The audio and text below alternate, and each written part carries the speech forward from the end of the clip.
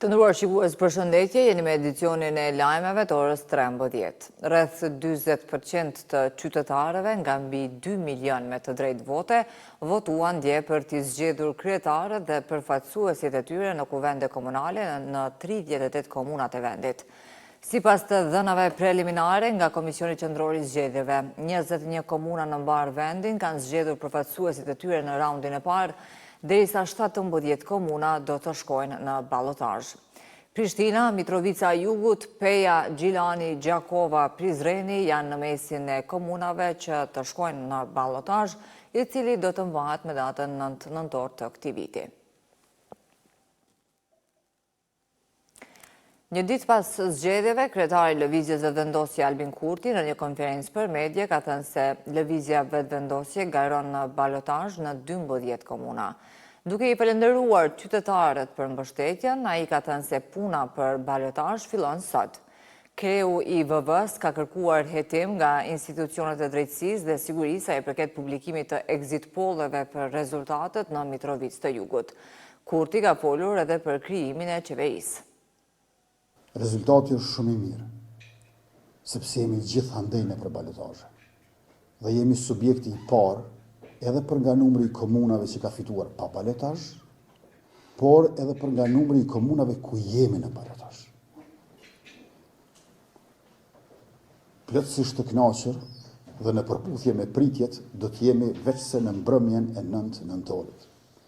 Atëherë kur do të krimtojmë fitoret pas balotazhit. Ndërkaq sa i përket qeverisë qendrore, dita e fundit kur do të mund të mbahet seanca e kuvendit ku unë prezantoj kabinetin e ri qeveritar është 26 tetori. Këto ditë jemi të përqendruar maksimalisht në analizën gjithëpërfshirëse dhe hollësishme të rezultatit të zgjedhjeve lokale. Por shumë shpejt, qysh në këtë javë, do të fillojmë komunikimin dhe bisedat edhe për qeverinë qendrore.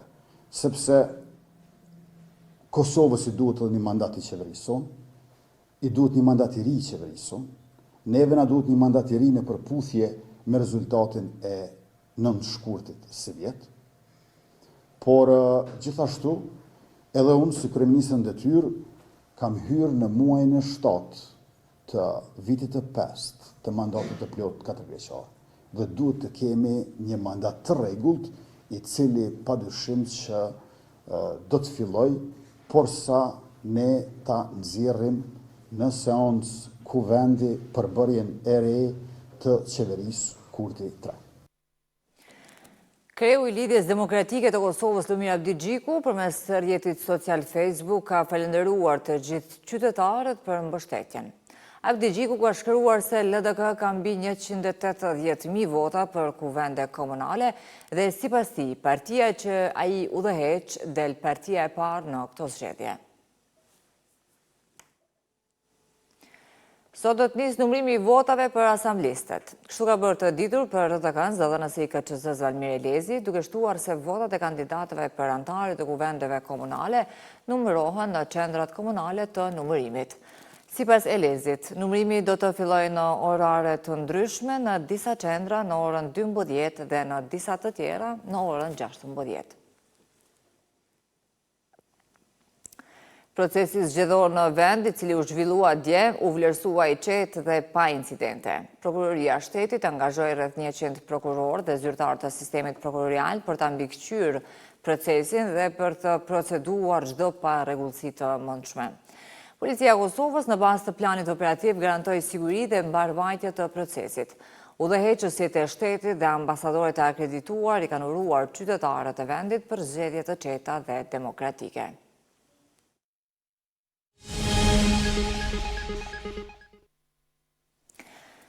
Presidenti Vjosa Osmani do të marrë pjesë në Asamblejën Parlamentare të NATO-s që po mbahet në Ljubljanë.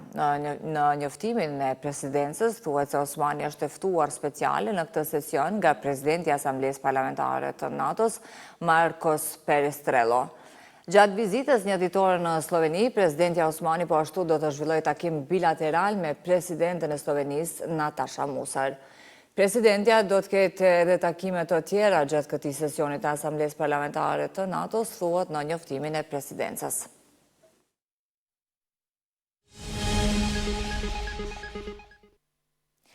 Presidentja e Komisionit Evropian Ursula von der Leyen ka nisur turneun në Ballkanin Perëndimor. Ndalesa e saj e parë ishte Shqipëria. Atje von der Leyen u prit nga presidenti Bayram Bega, i cili tha se integrimi evropian është mision kombëtar. Ndërsa pas takimit me kryeministrin e Shqipërisë Edi Rama, kanë mbajtur një konferencë të përbashkët në të cilën kanë folur për rëndësinë që Komisioni Evropian i jep rajonit të Ballkanit dhe integrimit të tij në Bashkimin Evropian. Presidentja e Komisionit Evropian do ta vizitojë Prishtinën të mërkurën, ku pritet të takohet me presidenten Vjosa Osmani dhe me kryeministrin në detyrë Albin Kurti. Me presidentin kemi pasur një bashkëbisedim që ka prekur të gjitha temat e interesit të përbashkët dhe natyrisht që për ne mbetet një moment shumë i rëndësishëm dhe që ne vlerësojmë jashtëzakonisht shumë fakti që Presidentja dhe Komisioni aktual i japin një rëndësi të posaçme Ballkanit Perëndimor dhe i japin një vëmendje të posaçme procesit të përafrimit të vendeve tona me Ballkanin Perëndimor. Shembulli i parë që ju keni bërë një progres shumë të fortë në reformat kyçe. Në sajt të kësaj, unë jam shumë e kënaqur që të them dhënien e 100 milion eurove dhe tani kemi për ta zbatuar këtë plan dhe tani që jemi në rrugën e duhur, kjo është rruga për që Shqipëria të aksesojë të gjithë fondin në bazë të planit të rritjes. Ka rreth 1 miliard euro, afërsisht 1 miliard euro. E dyti është në fakt fusha e pagesave të euros vetme dhe më kujtohet 2 vite më parë kur ne folëm që Shqipëria do të bëjë pjesë e SEP, sistemit të pagesave. Në atë kohë, kjo dukej si në fakt një projekt mjaft ambicioz dhe mjaft sfidues, por 2 vite më parë ju e realizuat atë, bë që të ndodhi ky veprim, që prej vitit të javës së kaluar transferimet e parave midis Shqipërisë dhe Bashkimit Evropian janë shumë më të sigurta dhe shumë më të lira. Pra kjo është një avantazh shumë i madh për qytetarët dhe kompanitë.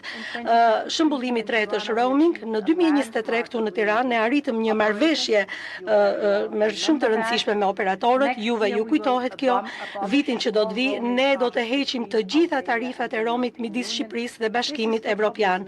Dhe kjo është shumë e mirë për bizneset, është shumë e mirë për turizmin dhe veçanërisht është e mirë që t'i sjellim popujt tanë dhe njerëzit tanë së bashku.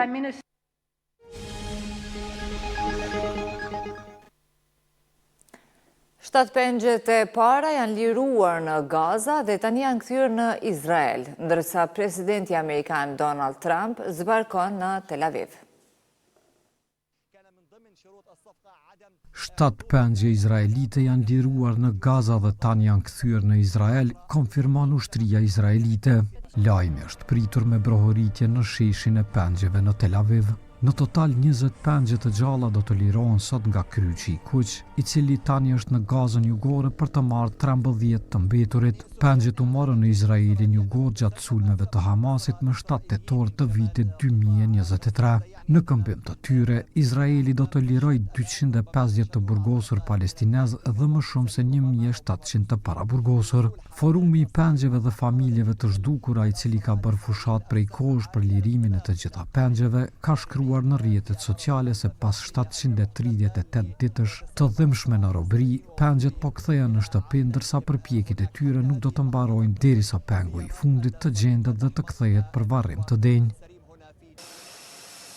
Ndërkohë, presidenti amerikan Donald Trump, i cili ka arritur në Izrael, do t'i drejtohet parlamentit dhe pritet gjithashtu të takohet me familjet e disa prej pengjeve. Presidenti Trump do të nderohet me medaljen presidenciale të nderit të Izraelit, që është nderi më i lartë civil i qeverisë izraelite sipas zyrës së presidentit izraelit Isaac Herzog. Çmimi njeh përpjekjet e Trumpit për të siguruar lirimin e 48 pengjeve të mbajtura nga Hamasi, 20 prej të cilave besohet se janë gjallë. Më pas Trump do të udhtojë për në Egjipt në një summit për Gazën, ku do të marrin pjesë rreth 20 lider botror. Në rrugën e tij për në rajon, Trump deklaroi se lufta ka mbaruar në Gaza, megjithse fazat e ardhshme të marrëveshjes Izrael-Hamas ende duhet të negociohen.